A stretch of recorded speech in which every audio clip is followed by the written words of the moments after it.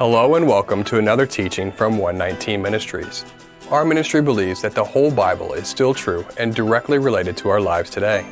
If you would like to know more about what we believe and teach, please visit us at testeverything.net. We hope that you enjoy studying and testing the following teaching.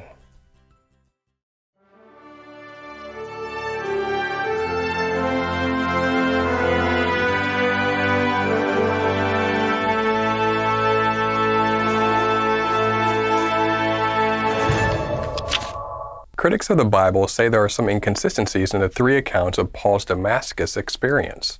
For example, who fell? Paul only? Or everyone? Who was in the light? Paul only? Or everyone? These three accounts can be found in Acts 9, Acts 22, and Acts 26.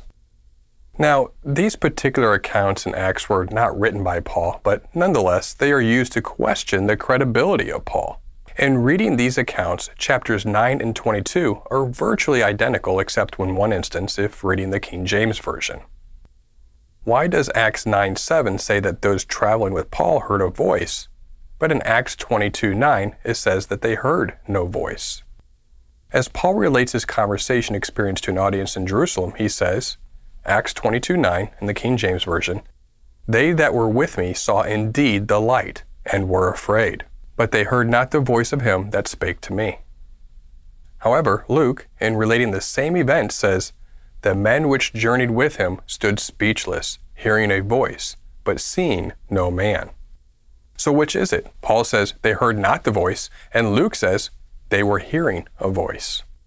First of all, the word for voice in these verses is the Greek word phone, which means a sound, a tone, a speech, a voice, or a natural sound. With such a wide-ranging definition, the context must determine the most accurate meaning of the word. Most commonly, phone is applied to a voice from God, a human, or an angel. However, phone can also refer to sounds in general. It is translated as sound in John chapter 3, verse 8. The wind blows wherever it pleases. You hear its sound. Paul uses the word to refer to the sound of a trumpet in 1 Corinthians 14:8. The flexibility of the Greek phone is quite evident in Revelation 1:15. His feet were like burnished bronze refined in a furnace, and his voice, phone, was like the roar, phone, of many waters. Here, the identical Greek word is translated two different ways. These examples illustrate how confusion can arise in the comparison of Acts 9 and Acts 22. Paul heard a voice as Yeshua communicated directly with him. The men with Paul heard the voice speaking to Paul, but to them, it was just an unintelligible sound. Did they hear the voice? Yes, in the sense that they heard something, but since they could not understand what the voice said, it was nothing more than a sound. In other words, they really couldn't hear Yeshua. The ESV clears up this seeming contradiction nicely. Acts 22:9. "Now those who were with me saw the light, but did not understand the voice of the one who was speaking to me." And Acts 9:7. "The men who were traveling with him stood speechless, hearing the voice, but seeing no one." This is a good description of what happened. This difficulty is one of several minute problems that occurred during the translation process. In chapter 26, we see that there is no mention of Paul being blinded. In chapter 26, Paul is speaking to King Agrippa and appears to be giving an overview of the whole scenario. Now, it appears that Paul is saying that Yeshua spoke to him and gave him all the instruction there in the street, especially if one is reading from a red letter version Bible. We would suggest that he was just giving the king a quick accounting of what happened in relation to Yeshua. He doesn't mention being blinded, and he gives both what Yeshua said on the road and then what he was told once he was in Damascus via Ananias. Either way, both messages came from Yeshua, but related to the purpose of the vision, Ananias served as the means of that communication. Thus, it does not really appear to be different versions. Instead, chapter 26 is simply a quick summation of the whole situation without giving all of the details, as the details were not necessary given the audience. The context would appear to support this as well. Paul is answering the charges brought against him. For example, suppose you were in a car accident. When describing the car accident to a friend, you might go into a lot more detail regarding your experience. You would describe how it happened, what you saw, how you felt, the color and make of the car, etc.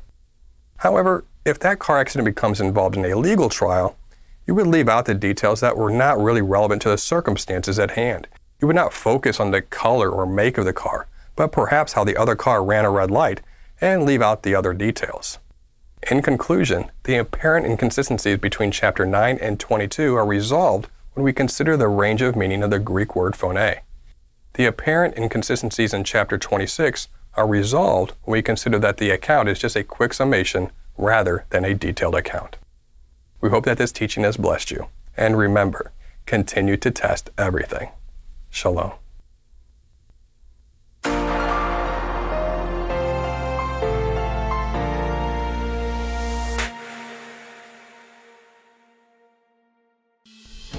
Shalom everyone, we wanted to make this quick video to let you know some exciting news. The Pauline Paradox is now available as a book from 119 Ministries. For years it has been taught that the Apostle Paul taught against the law of God. He wrote to the believers in Rome, "For sin will have no dominion over you, since you are not under law, but under grace." But just a short time later, in the same letter, he also wrote, "So the law is holy, and the commandment is holy and righteous and good." Was Paul double-minded about the law? How do we reconcile these and many other passages where it appears that Paul speaks both for and against the law of God? We tackle this question and many others in our new book based on our popular video series. You can get your copy of the Pauline Paradox at paulineparadox.com or search for it on Amazon. We hope this book will be a blessing to you and a useful resource in understanding why Paul did not teach against the law of God.